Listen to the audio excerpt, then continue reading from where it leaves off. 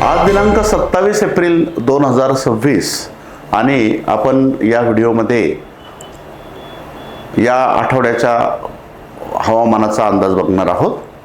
तर आता सध्या उष्णतेची लाट असल्यासारखं तापमान सगळीकडे आहे आणि हे गुरुवार दिनांक 30 एप्रिलपर्यंत असंच वातावरण राहण्याची सगळीकडे शक्यता आहे। 30 एप्रिलपर्यंत तापमान हे 40 ते 45 अंशादरम्यान आणि विदर्भात अकोला, अमरावती, वर्धा, नागपूर, चंद्रपूर या जिल्ह्यांमध्ये तर 45 ते 46 अंशापर्यंत राहण्याची शक्यता आहे। मात्र गुरुवार नंतर शुक्रवार, शनिवार, रविवार तापमानात कमाल तापमानात 2 ते 3 अंशानं घट होईल असा अंदाज दिसतोय।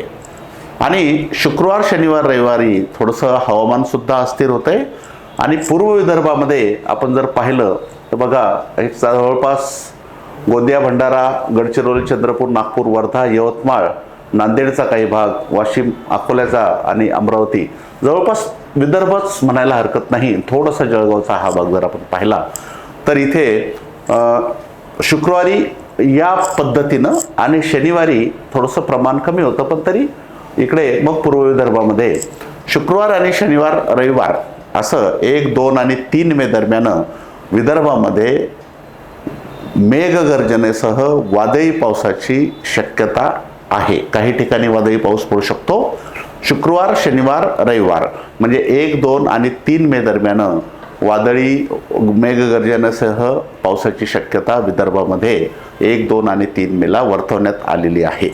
याबद्दल सविस्तर अजून माहिती आल्यानंतर कुठे पडू शकतो, कुठे कमी आहे, कुठे जास्त आहे हा अंदाज आम्ही बुधवारी किंवा गुरुवारी परत एकदा आपल्याला व्हिडिओच्या मार्फत देऊ। आता सध्या आपल्या व्हाईट गोल्ड ट्रस्टच्या यूट्यूब चॅनलवर आपण अत्यंत महत्त्वाचं लाईव्ह घेत आहोत, जे की खरीप 2026 यशस्वी होण्यासाठी खरीप 2026 जर आपल्याला यशस्वी करायचं असेल तर यातलं एकही भाग सोडू नका लाईव्ह, कारण अत्यंत महत्त्वाचं लाईव्ह आपण याच्या आधी घेतलंय। पिकांच्या सुधारित लागवड पद्धती, कोणत्या कोणत्या पिकांमध्ये कोणत्या लागवड पद्धतीला महत्त्व आहे, उत्पादन वाढण्यासाठी किंवा आता पाऊस जर कमी आहे असं म्हटलं, अल निनोचा प्रभाव असेल तर काय करायला पाहिजे याची सुद्धा माहिती या सुधारित लागवड पद्धतीमध्ये आहे।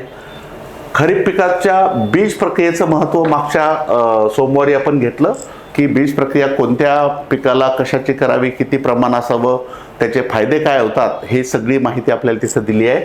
आज 27 एप्रिलला आज आपण तणनाशक वापरत असाल तर नक्की पहा हा लाईव्ह। अत्यंत महत्त्वाचं तणनाशकाबद्दलची अपूर्ण माहिती, अर्धवट माहिती ही घातक ठरू शकते, आपल्याला खूप मोठं नुकसान होऊ शकते। त्यामुळं तणनाशक कमी खर्चात तण नियंत्रण कसं करायचं आणि कोणत्या पिकात कोणते तणनाशक आहेत याबद्दल आज म्हणजे 27 एप्रिलला सविस्तर संध्याकाळी 7 वाजता लाईव्ह असते। दर सोमवारी संध्याकाळी 7 वाजता लाईव्ह असतं। तर आजच्या लाईव्हमध्ये तणनाशक आहे। 4 मेला आपण मातीत पैसे म्हणजे खत टाकण्यापूर्वी जाणून घ्या, रासायनिक खतं कोणत्या पिकाला कोणते द्यायचे, खताचा तुटवडा असेल तर त्याचा फॉर्म्युला कसा करायचा, कोणत्या स्थितीमध्ये खत द्यायचं, खत कसं द्यायचं, खत किती द्यायचं याबद्दल सविस्तर सगळ्या पिकांबद्दल हे आपण 4 मेला पाहणार आहोत।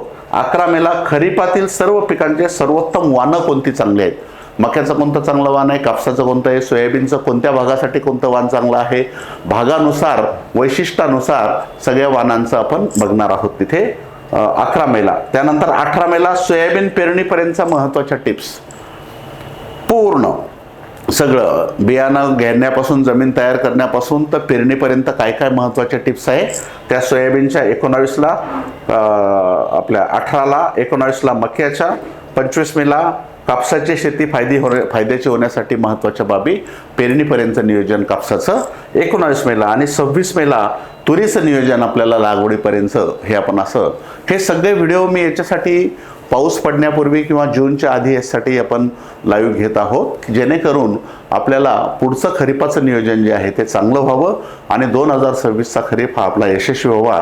तर हे नक्की पहा आणि आपल्या इतर शेतकऱ्यांना सुद्धा सांगा। तर या पद्धतीनं धन्यवाद।